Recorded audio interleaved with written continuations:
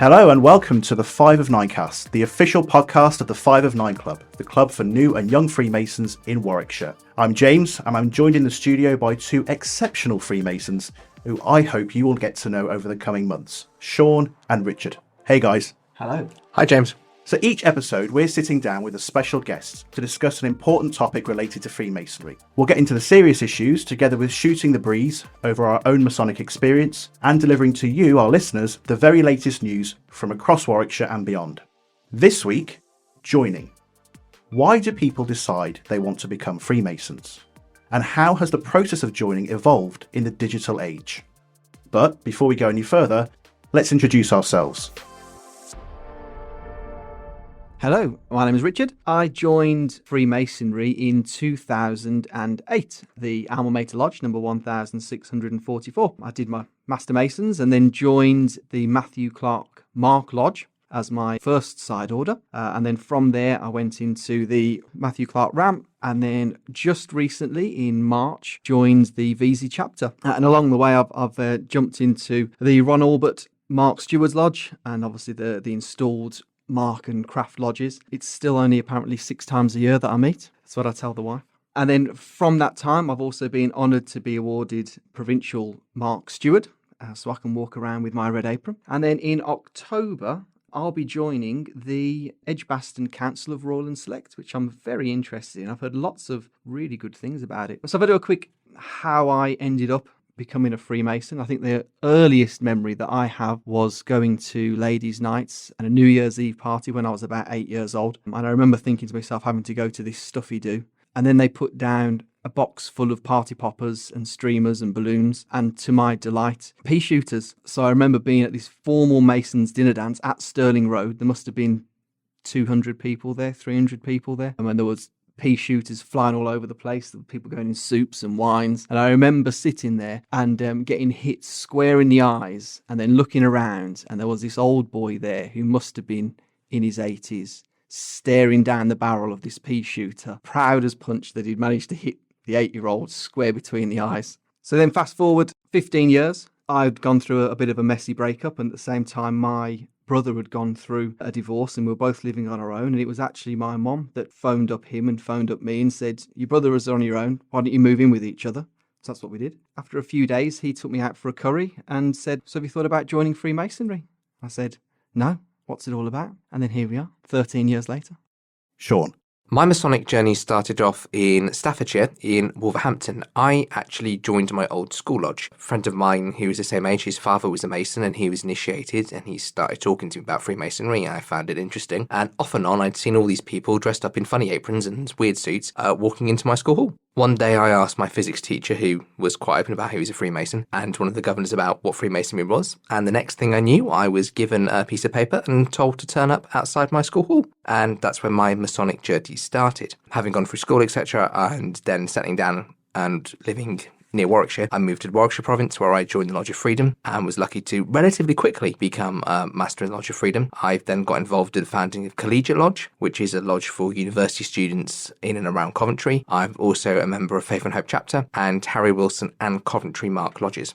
Yeah, so I'm James. Joined Freemasonry when I was 18 and I didn't know anybody who was a Mason at the time. I knew a friend of mine whose father was a Mason and hadn't been to a lodge meeting since the mid-80s. And I was really curious and asked him about it. And it is definitely one of the best decisions I've ever made. So I was initiated into Stychel Lodge in Coventry in 2009. I'm also lucky to be part of Collegiate Lodge alongside Sean, Warwickshire Installed Masters Lodge, in Stychel Chapter, Coventry Mark Master Masons Lodge, and have been a Provincial Grand Steward and a Provincial ADC, which I'm really lucky to have had that experience, and currently past Provincial Senior Grand Deacon and Chairman of the 5 of 9 Club. Guys, I'm really looking forward to this, and I hope that those of you listening will enjoy what we have for you both today and in our future episodes. We are a new and young Masons club, but this is for everyone. Whether you're new to Masonry, a seasoned past master, a Grand Officer, or perhaps you're not a Mason yet, and you're just curious what it's all about. Wherever you're listening, whether it's in the car, on the train, the bus, or in the home, we hope you get some real value from our discussion today. So let's get going. It's time for our first regular segment. It's over to Sean with the very latest Warwickshire Masonic news. Sean. The annual Provincial church service took place on Sunday the 12th of June in Warwick, the first major church service for the province since 2019. Freemasons from across Warwickshire paraded down the Warwick High Street in regalia, accompanied by representatives from a number of Masonic orders, including representatives from the Order of Women Freemasons and HFAF. The multi-faith service took place in St Mary's Collegiate Church in the town centre, led by the Provincial Grand Chaplain and the Provincial Grand Master. Special mention was made to all brethren lost during the COVID-19 pandemic. The church service was preceded by a buffet lunch at Alderson House. On Tuesday, the 14th of June, the Provincial Grand Master, Philip Hall, signed the Armed Forces Covenant on behalf of all Warwickshire Freemasons. The signing took place in Warwick and was tended by Lieutenant Colonel Samantha Brettle on behalf of the Ministry of Defence.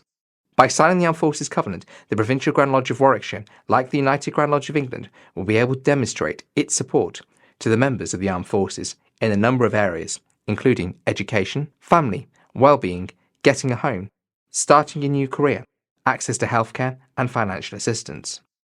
Warwickshire Freemasonry, like the UGLE, has a strong armed forces background throughout its lodges. This partnership therefore represents an important step in further supporting both active and retired military personnel.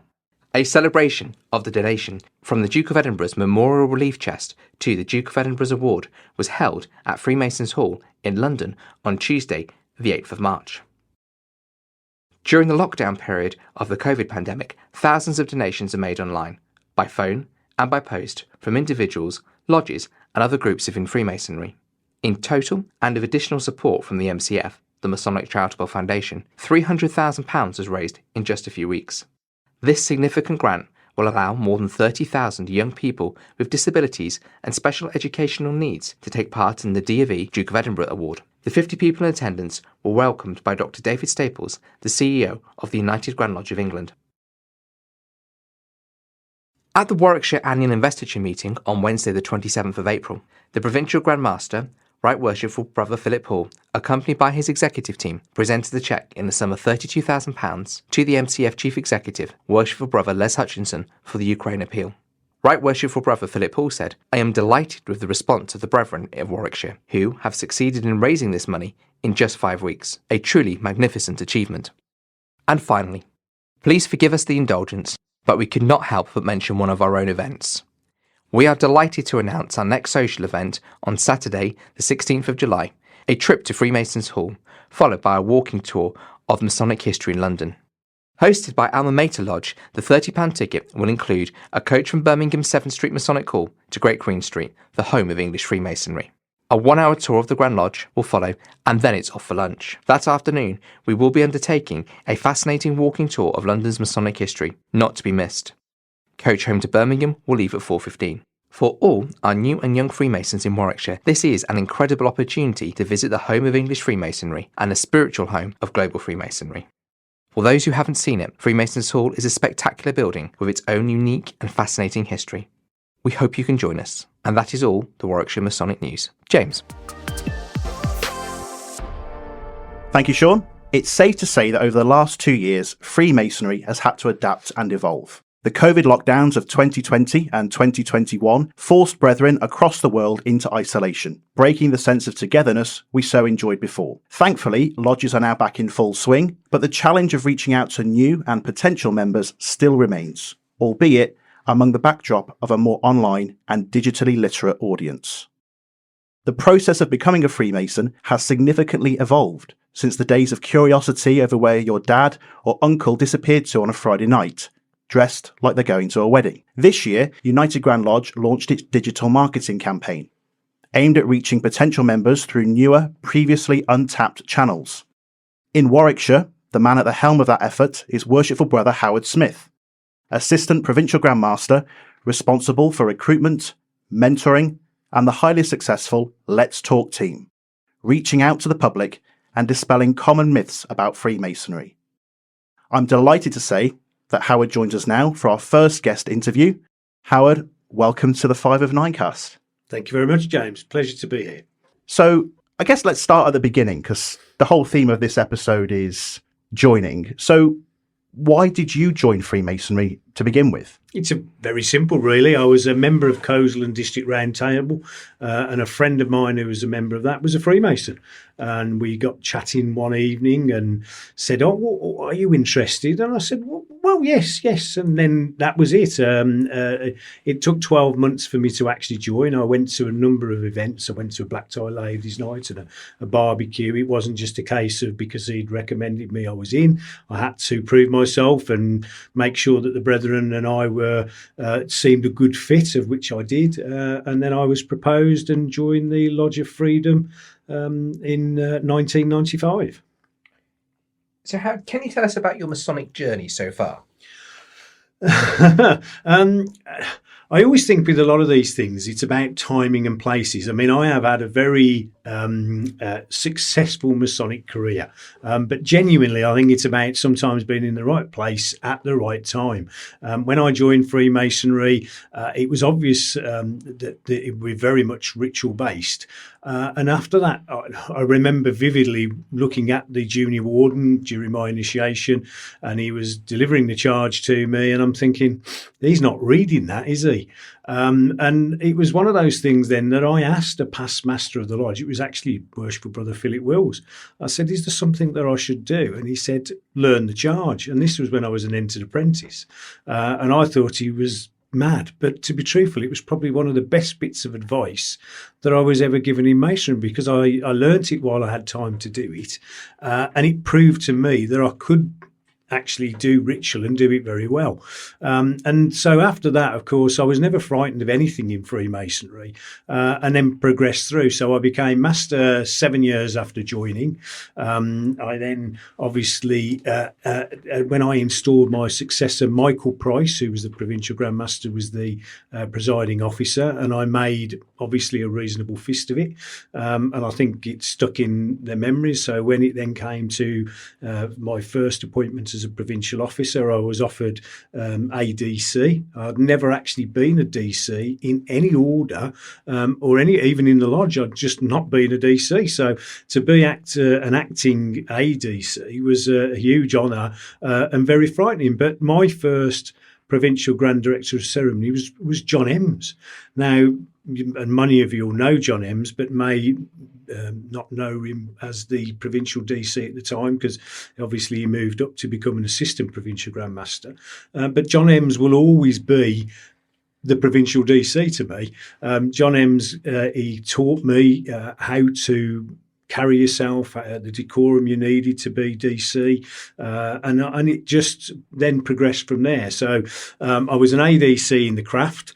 I did 12 months of that, but then obviously moved on as people do, and became a past provincial junior grand deacon.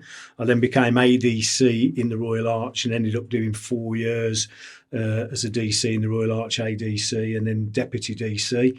I then got picked back up again as deputy DC in the craft. So it was quite a gap between the two. I think it was 5 years, because I had a year where I didn't do anything. Did 2 years as deputy, became a mark ADC. It's obviously there's a recurring theme obviously here.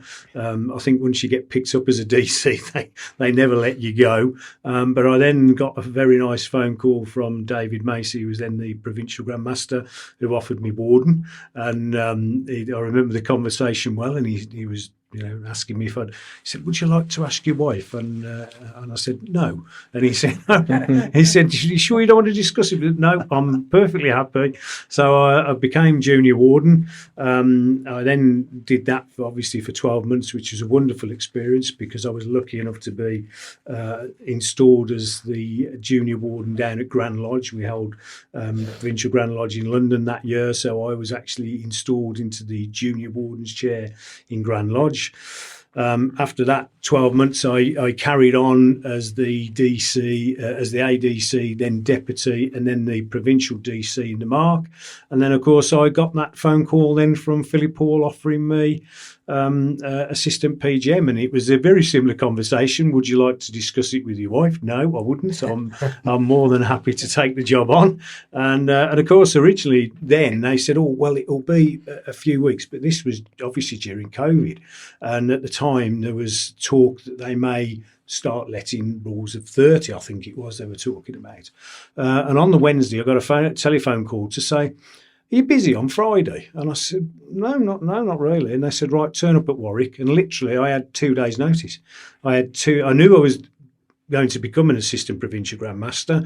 I didn't know when, I didn't know where, and then, as I say, I got a 2 days' notice, and in Warwick, under the rules of 6, I was appointed with the other two new assistant provincial Grand Masters, David Butcher and Nigel Hawkins. So, and that's really where we're at now. And if you haven't seen that video, right, it's on YouTube, the installation of Philip Hall and the APGMs. It has to be, I think, the most unique installation. Unique. It's slightly surreal. Well, I suppose Philip Hall always says as well, because normally when you're the provincial Grand Master, it's a huge event. London are there and everything else. Now, of course, David Macy installed or invested Philip Hall as the provincial Grand Master, which is normally absolute no-no. The provincial Grand Master goes into purdah as soon as really his time's over. You don't see them for 12 months. So for David Macy to actually have the opportunity to install Philip Hall was a very unique occasion. And as I say, then for myself and the other two assistant provincial Grand Masters to be invested under a rule of 6, whilst it would have been fantastic to have it done in front of 500, 600, 700 people, to actually do it that way is probably more memorable than for me than anything else. It was no less an important day in my Masonic life. I didn't feel shortchanged. It was a fabulous way of doing it, just in a very unique atmosphere and with just the 6 of us there. And I think it's something that will live with me for as long as I live, basically. And it's a story to tell because, other provincial or assistant provincial Grand Masters, "Oh, yes, I was," not me, there's 6 of us. But I say, made it nonetheless special. And have you got a favourite office that you've done or a meeting that stands out? I always like being an assistant, a DC. There's always this, all the stewards and the DCs talk about which is the best job. Being a DC is something that I've always enjoyed doing. I like being involved in meetings. As a DC, you get to get very much involved. I know there's always these jokes about the DCs wander around with their wands and have a steely eye, and people are always shying away from them. But I don't think that's the way it really is. I think that we just love to be involved within the ceremonies, and as a DC, you are always involved. And it's something that I've always enjoyed and hopefully will do. But I do think that it's one of those jobs that should be moved on. I'm aware that lodges have, Uncle Fred, he's been DC for 13 years. And you see these jokes on the Crafty Visitor, there's some little old chap, all my eyesight's going, my memory's going, my hearing's going. I think I've got another 5 years left as DC. So it is that standard joke, but it's a job that I've always enjoyed, and as I say, from the very beginning, I've been very lucky. John Ems was the provincial DC in the craft. Steve Fowler was the provincial DC in the Royal Arch, and David Shakeshaft then took over. And those are 3 of the best DCs that you'll probably ever have seen. And so I was lucky enough to learn from the best, and is the way I see it. As I said, I think sometimes it's about right place, right time. And I got good advice early on. I then had great people who guided me in the early days. And it's always been something I've enjoyed doing. So you've talked about your Masonic journey so far and kind of your career in Freemasonry, but when you were, I hate this phrase really, a more junior brethren, why did you stay after you joined? Oh, I hate the word junior brethren as well. It's one that really annoys me because it's used sometimes as a derogatory term. Oh, the junior brethren.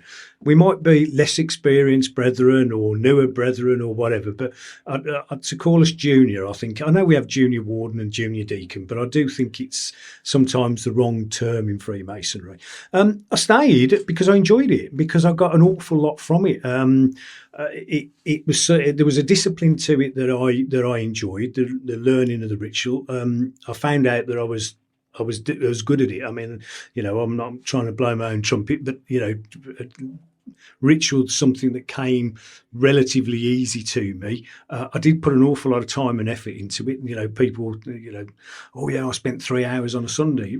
Sorry, you're wasting your time as far as I'm concerned. I used to read the book half an hour a night. I'd come home from work, and if Sandra was making the dinner, I'd sit and read the book. And then I used to read the book just literally before I go to sleep. So if I was in bed, I'd if I was learning some ritual, I'd scan through it, because it's amazingly in the morning, big chunks of it started to stick, and that's the reason I started. I enjoyed, as I say, the ritual and being involved.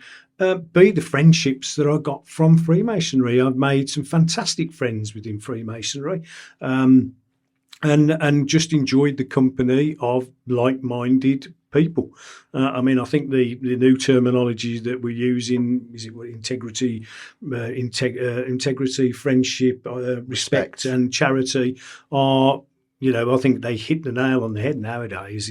For the way that it works for me, I'm in a room with a group of like-minded men, and we enjoy ourselves. But I do think that you need to smile in Freemasonry. I think that's one of the things that has progressed, that we do. We should enjoy ourselves more. You always take somebody asked me once. I became the Primus DC, if that's the right word, of the Square Wheels Lodge, and I don't know who this guy was, because of course there was people from all over the country joined Square Wheels, and somebody asked me to even write my own CV why I should be DC, and I put what I'd done and bits and pieces. But one of the lines that I put on there is that I always take the role seriously, but never myself, because I think you need not to take yourself too seriously. And that, if I may, it's another story, but when I was ADC, and the first night I escorted Michael Price, it was at a lodge in Knoll. I'd been asked to do one of the addresses as well. I think it was the address to the brethren, and it went absolutely swimmingly. It couldn't have gone for it any better, and I was pleased with myself. I was over, to be truthful, I was too full of my own self-importance. And as we came out, the evening finished, we came out, and Michael Price turned to me and he said, "Well, Malcolm, we've had a really good evening, haven't we?" And to be truthful, that burst my pompous thoughts of my own thinking, well, I'm not that important, am I really?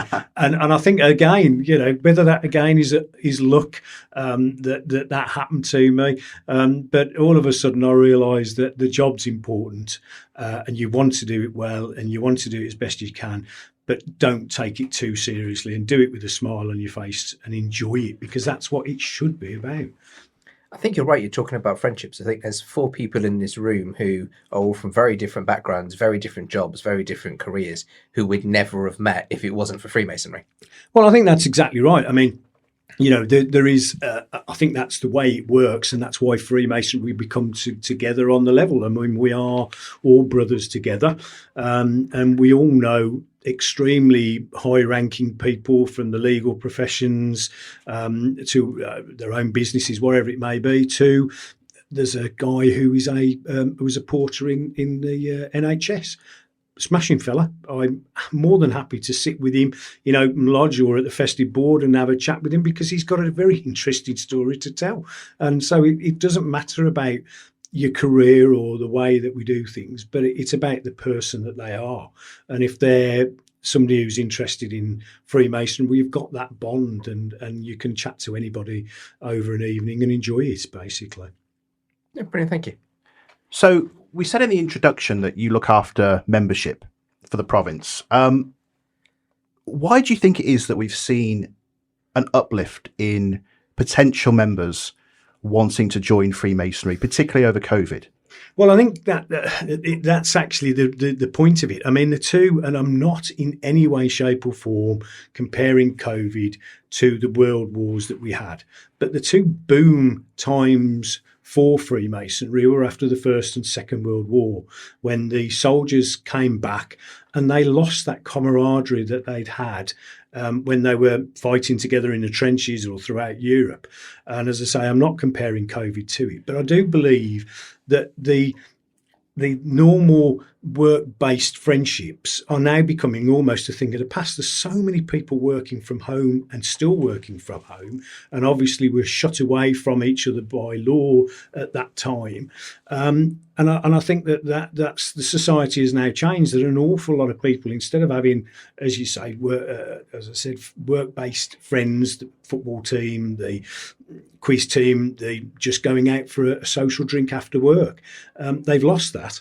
And an awful lot of people are now just, as I say, working in isolation. And I think they're looking for something. And I think they're looking for friendship and integrity. And I think Masonry gives them that, because I think there's a common perception that basically Freemasons are good men. They're true men. There's no agenda. You're not, there's not somebody you meet in a pub who's then trying to sell you, I don't know, shares in some dodgy, just doesn't go on in Freemasonry. You can go and you can be sure that you're in a room with like-minded men who haven't got an angle that they're trying to portray over to you. So I think that's, why it works. I think, and that's why there's been a definite uplift. I think people are looking for that camaraderie that they may have lost from their work colleagues, that not being able to see them on this regular basis as they used to. So we're going to take a few minutes to pause for a break. Normally at this point in a normal podcast, you'd probably expect me to start plugging a VPN service or phone cases or healthy eating or selling you the dream of cryptocurrency. Not here. Instead, we're going to use our break to talk about something that can justly be denominated the distinguishing characteristic of a Freemason's heart. Richard.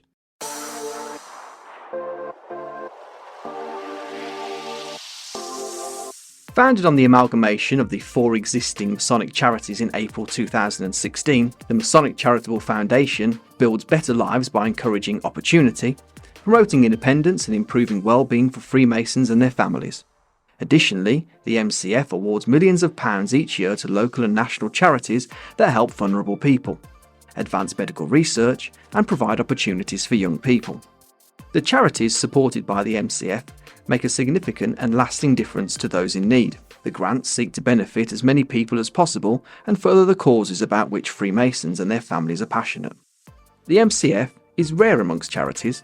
We don't rattle tins or sell cookies in village halls. Donations come directly from Freemasons and their families to support these amazing causes. Since the start of the war in Ukraine, the MCF has donated over £500,000 to support refugees. The MCF has supported over 1 million people with mental health issues. Recently, £100,000 was donated to Alzheimer's Society to help people struggling with dementia to overcome the effects of social isolation. Warwickshire's 2023 festival is aiming to raise over £2 million by the next year. This money will go directly to helping those in need, both at home and abroad, and we are proud to support this appeal. We haven't been asked to plug the appeal, we just feel so passionately about the amazing work the MCF do.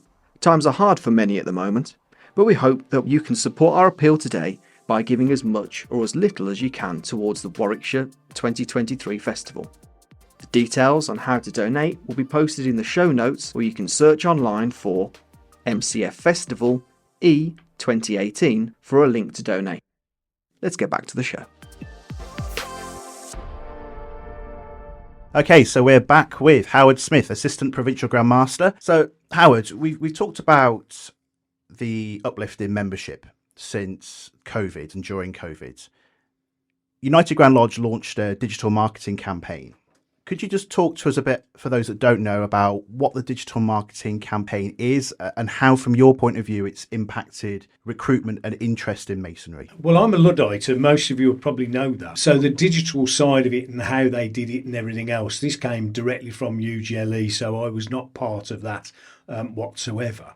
But genuinely, the marketing campaign had a massive impact to the number of inquiries that were sent. So somebody would fill in a form, they would obviously see an advert, it was targeted at men, predominantly 35, 45, that sort of age range. They then filled in a form, a contact form, I presume. There's, from the adverts I saw, you can click on a link. It filled in a contact form. You put in your address or your postcode, which will then identify which province to send them to. And so they would then go to the provincial office and then to me. It launched in 20th of September and finished on the 31st of December 2021. So it ran for that just over 3 month period. Now, we had, in the first few days, it was, yes, we had a number, I can't remember exactly, I think it was about 15 applicants, but it went mad. I think it was 71 in October, but then it did start to drop off, which I presume these campaigns do as, they get seen. But it was 71, 60 something, 50 something. And then since Christmas, it went way down. January, there was about 30. March, April, May were probably down to about 10 a month. So you can see the massive difference that it had on the numbers. Now, as I say, it's predominantly aimed at the way, as I say, for 35 to 45-year-old men. And as I say, it works. The problem, there is a problem with it, is the way that it's targeted, because the way they do it is it'll give you the closest lodge room to where you live, which is great. But the reality of it is 35 to 45-year-old men don't live in Knowle or Warwick or Stratford upon Avon, because they can't afford to live there. The places that have done phenomenally well are Coventry, Rugby and Nuneaton, because they've got a diverse housing stock from £150,000 up to, whatever, 750,000. Whereas in Warwick, it probably starts at £500,000. So that's why these areas aren't particularly getting great numbers. But as I say, Coventry, Nuneaton, Rugby, one lodge room. It's not like Wretham Road, Stirling Road, Wretham Road, 7th Street, Yenton, which are all very close to each other. There, as I say, they've got one centralised lodge building. I mean, the best one's Nuneaton. I think they've had about 4 or 5 each, because there's only 4 lodges that actually meet in the rooms at Nuneaton. So when I'm giving them out, I've tried to do it as fairly as I can. And I've had 1 or 2 criticisms or comments. I mean, somebody approached me and was complaining that I hadn't given them. They were a Warwick lodge who met on Saturday. Now, one of the questions I ask is, which day of the week suits you best? Because what will happen is once I get the form, I send an introductory email. We had 300 plus from the digital marketing campaign. Out of that, about 100 replied to the original email that I sent to introductory. I then send them a list of questions and answers that they need to come back to me with. So, belief in a supreme being, any convictions, have you got a partner, are they happy for you to join? I explain the time and cost commitments. But I do say, is there a particular night of the week that you want? So, of course, nobody has put down Warwick on a Saturday. Yeah. So I don't know what, I can't magic up and again, and the other ones are on the flip side of that, without being rude, Wretham Road, 7th Street, Yenton, we didn't get an awful lot of applicants from people who live in those areas geographically.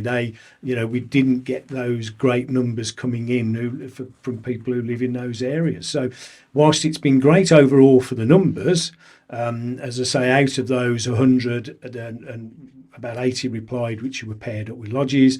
Out of that, we've now got about 30 that have either been initiated or will be, with another 10 or 15 still in the pipeline. So we expect to get, I don't know, what would it work out at? About 15% turnover of those. Now, what I've been told for digital marketing, those are decent numbers.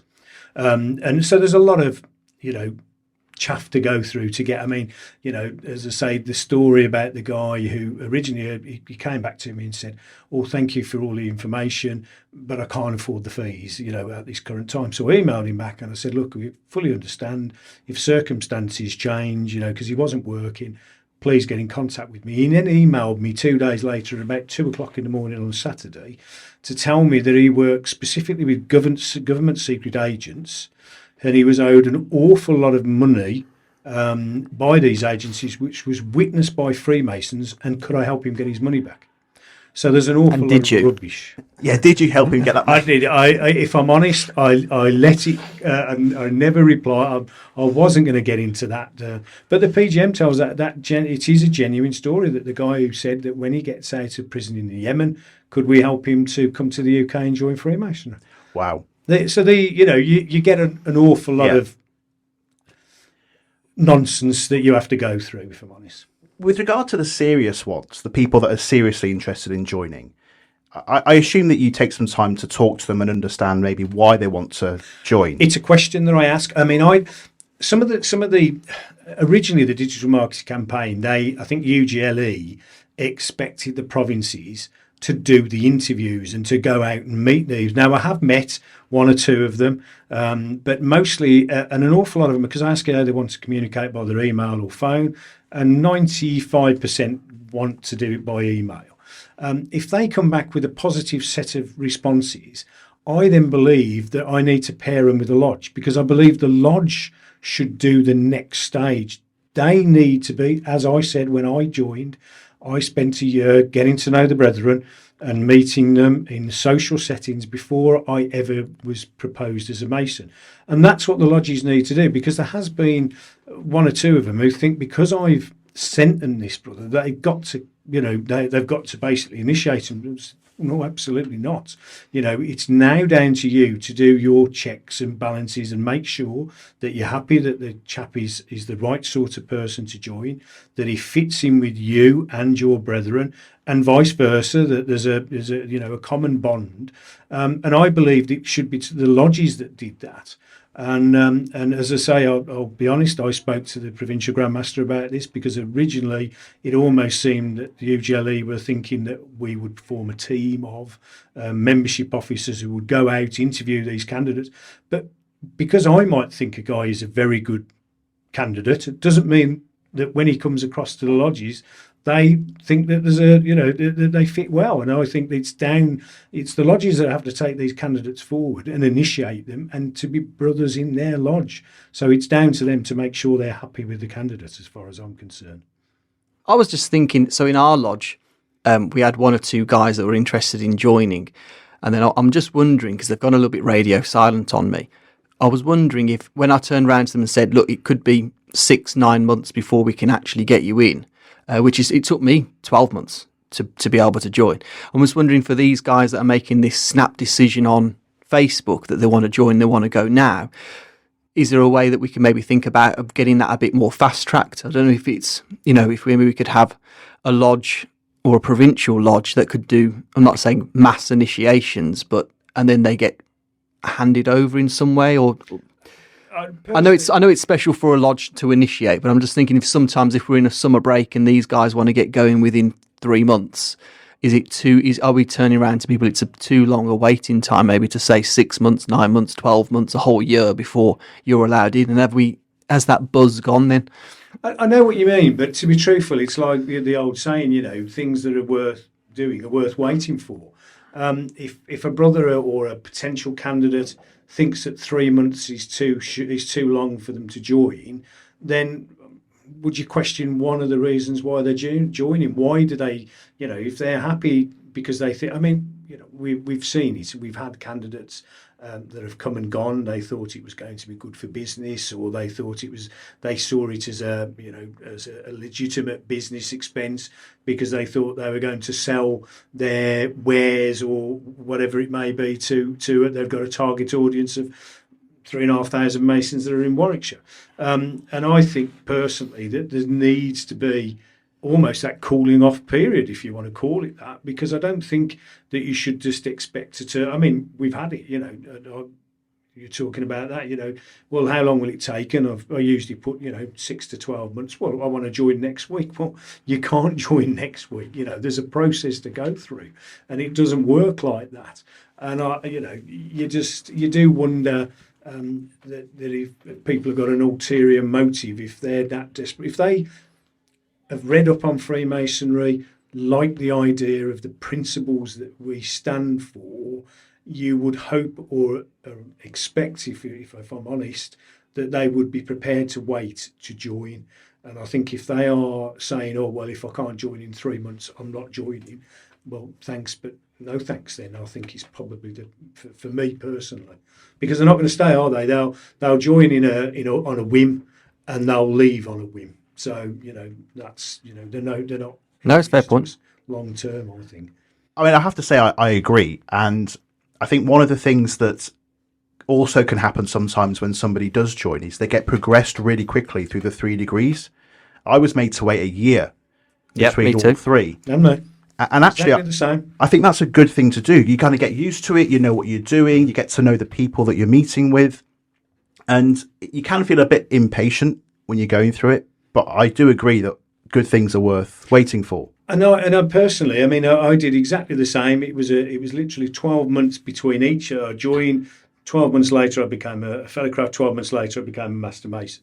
And yes, there is that, chomping at the bit. But as I say, I learned the charge while I was still in, because I'd got somebody recommended that I do it. So there's plenty you can do and to be involved. But I just think it makes you get a more of an understanding about what you're actually doing, because you'll have seen another couple of initiations, or you might see a couple of passings. Whereas if it's just you and you go boom, boom, boom, you've got really no concept about what you've gone through, why you've gone through it, and why you're just going to carry on. And I think I think to do it as in a nice, steady. I'm not going to say slow. I'm not going to you don't want to hold people back for the sake of it. But a nice steady progression is by far and away the best way to extend your Masonic career, because you'll understand it better and then perhaps want to stay on, rather than, as I say, oh, well, I'm getting fed up with this and leave. Yeah, well, I think I'm looking forward to. I mean, really, in craft, we've only got 4 ceremonies, but I think I've been in 13 years now, 12, 13 years, and only last month joined chapter. But actually, then I'm quite looking forward to just that slow build up with it, and being able to sit on the sidelines for a little bit before I have to start doing the big bits. We've talked about recruitment. I guess one of the other side of that coin is retention, and there's always the argument of progress them quicker, they'll stay. My experience, and I think we've all agreed, was to go slower, to learn it more. What do you think the challenges are around not getting people in, but once they're in, keeping them in the lodge, keeping them engaged? There is an issue with that. I mean, the statistics show that. And one of the biggest drop-offs is when somebody's come out of the chair, because there's been a huge build-up to becoming worshipful master. There's an excitement to it. Everybody, there's that real sense of achieving. To become WM of your lodge is, a huge thing. And I remember vividly that, the secretary of the lodge that I was first, that used to ring me every Sunday, without fail. He rang me every Sunday. This was the Lodge of Happiness. I'd been in the chair of the Lodge of Freedom already. But at the second time I went into the chair, Bernard, a lovely old guy, had been secretary for 30 years. But he used to ring me every Sunday without fail, even in the off season, because we chat about this and chat about that. And of course, as soon as I came out the chair, the phone stopped, and I would literally sit there thinking, on a Sunday, thinking, what's wrong? And it was the fact that I hadn't got a phone call. And of course, you lose that impetus of being all of a sudden, everything revolves around you, and you come out the chair. Now, I do think that that's where, obviously you'll become immediate past master, but I do think that's where the DCs should be, the lodge DCs should be moved on, ADC, DC, rather than somebody being DC for, 10 years, 20 years, it's almost it becomes a permanent job, and it shouldn't do. And I also think that ceremony wise, that, it's difficult for masters now. I mean, there's an awful lot of pressure on a master to do ceremonies and whatever. Break the ceremonies up. Yeah. Why has it got to be that it just needs to be one man doing all the work and whatever? There are natural splits where the ceremonies go up to the obligation, up to the exchanging of whatever, and you can split. Keep those past masters engaged. Give them a job to do, whether it be the secretary, the DC, the lodge committee.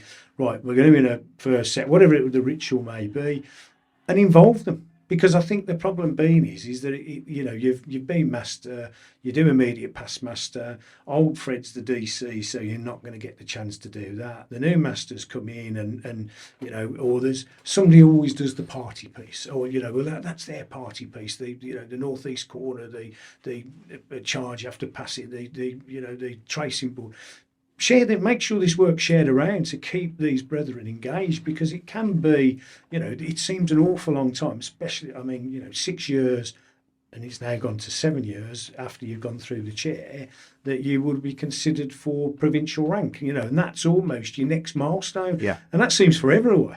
But if you can get, and again, for provincial rank, if they're doing some work on the lodge floor, they're doing this bits and it all goes towards their yellow form, that then when the ranks come around and the opportunity to become a provincial officer, it's little ticks in the boxes. I think for me, that it kind of feels like falling off a perch, perhaps, when you become immediate past master. In my journey, that's where the Royal Arch really came into its own. I was very conscious not to try and progress too quickly in the Royal Arch, and it's given me a bit more time, I think, to now go through those offices and have that experience almost again. When I joined the Royal Arch, of course, to become a principal of the chapter, you had to have gone through the chair of your craft lodge before you could do it. I think I was one of the last, because I remember when I was DC, they started having to come up with new passwords for brethren who hadn't been through the chair of their lodge, but could become J, because there was a correlation between the two, and they had to all of a sudden invent these new passwords for everybody to be given. Spoiler alert. So I think it sometimes, well, for me, definitely, I think the retention for a worshipful master might come in during his year.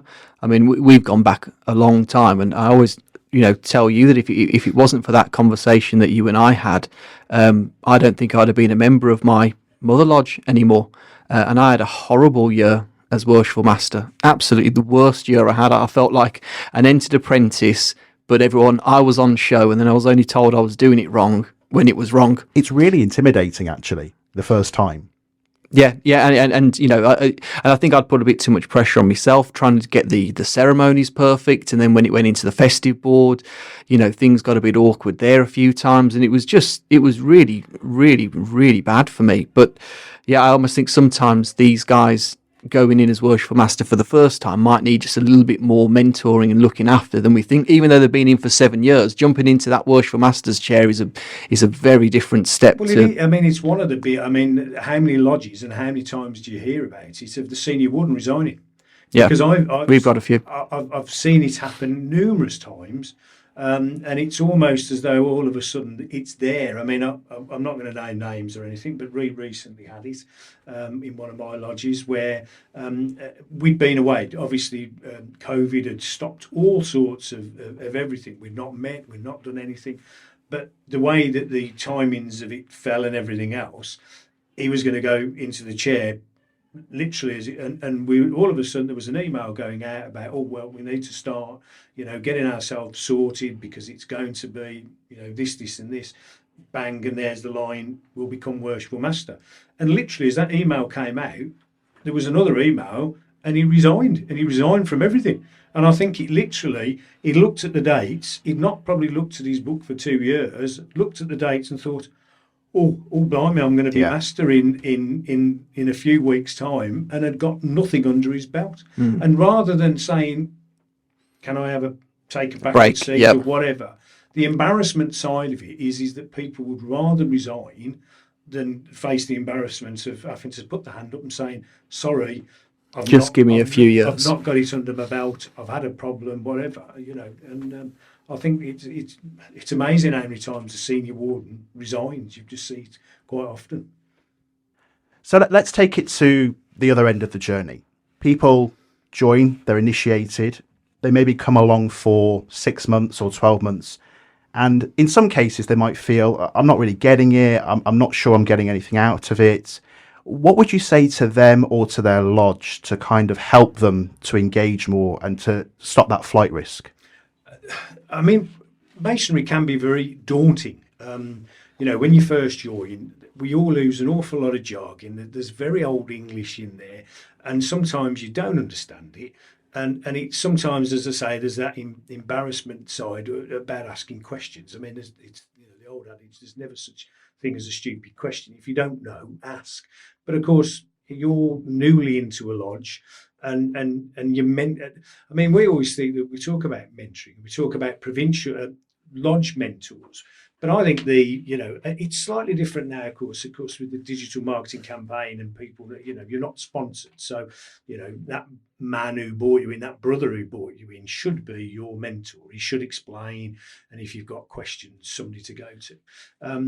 Lodger Happiness do it's that we allocate because we've had a very successful website prior to the National Digital Marketing Campaign. So we've had an awful lot of candidates that are unsponsored and we didn't know them. So we got to know them. But then we have the lodge mentor allocates a brother to be his buddy, his mentor, if you like. And we do genuinely do stick to it, that if a brother doesn't come, we're on the phone, are you all right? Is there a problem? Anything we can help with? Anything you don't understand?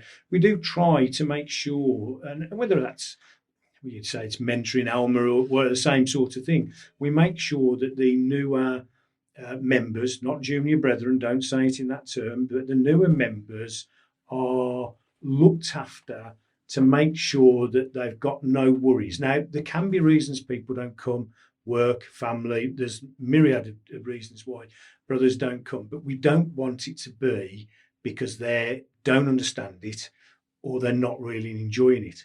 And we like to sit a more experienced brother with some of the, we don't just, oh, there you go, there's stewards' benches down that way, get on with it. We'll have interdispersed more senior members or more experienced members who can talk to brother through the ceremony.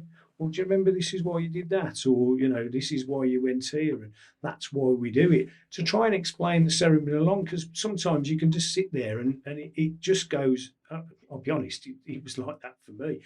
Whilst I was very interested in the ritual, why we did some of it, I had no idea. I think it washes over you. Yeah. Well, I remember coming home from the night I was initiated and my wife said to me, what was it like? I said, couldn't tell you. I haven't got a clue. The thing that I remember, as I say, is standing in front of the junior warden and thinking, he's not reading. And that was the major thing that I remember of that night. The rest, the other things that you think about, you just couldn't recall very little of it. So I just think we need, as a group of brethren, to make sure it can't be, we've got, society's moved on and everything now, and the aspirational side of Freemasonry isn't probably as much as there. And some of the, without being rude, some of the older guys who, in my day, that was it. You joined and you sat over there and didn't speak to anybody and didn't dare ask a question and wouldn't dare speak to a grand officer. Those days are gone. And if you treat people like that, we're going to end up dying. I mean, we really are. And I think it's incumbent upon every member of the lodge to either buddy up with a new member or and to encourage them. And if they are missing, you need to be on the phone to them. You need to ask what's the problem? What can we do to help? It may, and there are always going to be brethren, people who join, a brother who joins who doesn't get it, like it, understand it, doesn't see the point of it. It happens, and there's going to be a natural wastage, because I don't think you can, at the end of the day, you can't bring people in and tell them absolutely everything, because there is a side of it that they're not allowed to know before they join. And if they don't get it and it's not for them, well, I think sometimes you have to hold your hand up and say, thank you, but, if it's not, and you can only try so much. I'm not expecting somebody to literally, go and pick a brother up, hold him by the hand, and take him to the lodge room, make sure, take him back. If they don't want to be there, they don't want to be there. But it shouldn't be out of ignorance or embarrassment because they don't understand or they don't appreciate what Freemasonry is trying to teach them. I was just thinking about a guy that maybe has joined or has been in, maybe he's been 4 meetings, 6 meetings, maybe he's been in for a year. Well, I'm just wondering, would it be an idea for either a mentor or somebody just to sit down with him and go, right, what do you think then? do you want to do you want to go on the square? Do you want to look at doing some ritual, or even do you want to start progressing, or are you happy sitting there? I just think sometimes, calling on my own lodge here, where I remember we asked one guy if he'd like to do, I think, the working tools for initiation. He'd been in 12 months. And we sent the email back, and then within an hour, him and his son both sent an email back saying, we didn't think we would have to do this much talking. Here's our resignation letter. And as much as we tried to save them, we couldn't do it. But I'm just wondering if it makes it a bit more acceptable for them to sit and know that they can just sit there if they want to. Richard, I think that's an absolutely valid question and a valid point. Because not everybody will want to learn ritual. They don't, we'll talk to people and say we're ritual based. I don't think they sometimes appreciate that might be learning, some huge passages of work. And just because they're not the ritualists or they don't want to, doesn't make them bad Masons. I mean, there was always that percent, if you're not prepared to progress, poor. I mean, you've heard, and sometimes pressure that's put on younger men. I mean, in this case, it didn't seem as though there was pressure. You asked them if they wished to. So I think I think it was an extreme reaction to that, to the request. But I think it's a very good, it's a very good point. You need to almost know what their hopes or aspirations are for their Freemasons. Do they see that they think that they want to progress? Do they wish to become worshipful master eventually, or are they just happy to come along and see it as a fraternal friendships that they can make with no side? They can enjoy the fellowship of their brethren, have a nice meal, and go home, and then forget about it to the next meeting. Now, that doesn't make them bad mates. It's we'll be honest, I mean, an awful lot of lodges work on thirds. There's a third of brethren who are really keen, get stuck in, do anything you asked. Another third who might need a bit of a prod but will help out. And a third who are a bit more reticent and don't really want to, they'll come when they feel that they want to, even though there's a commitment. You're a team, you're part of the team. And we've all seen it. And but I think it's probably a very good idea. Whether it's ever rolled out, but if you do it in your own lodge and it becomes a good idea, I don't see why other lodges wouldn't do it.